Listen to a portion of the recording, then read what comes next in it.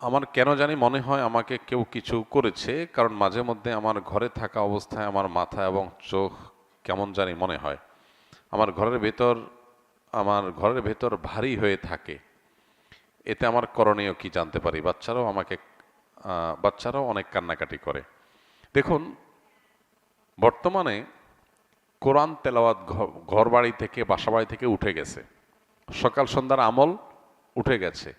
Music আমরা চাইলেও ইচ্ছাকৃত অনেকে শুনে, আর অনেকে ইচ্ছাকৃত শুনে না, ইচ্ছা ছাড়া শুনে।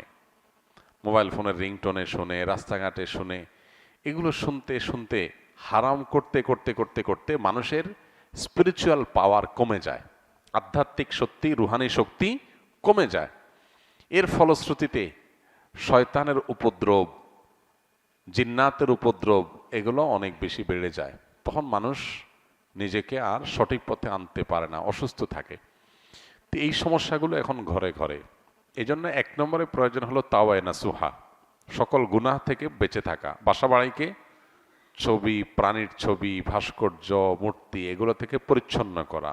মিউজিক যাতে 1 সেকেন্ডের জন্য বাঁচতে না পারে সেই ব্যবস্থা করা।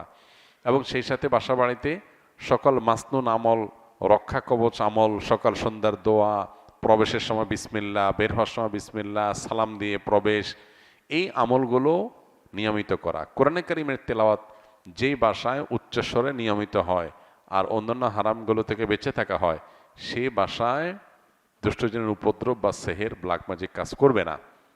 এই জন্য এই আমলগুলো আমাদের বাড়ানো দরকার।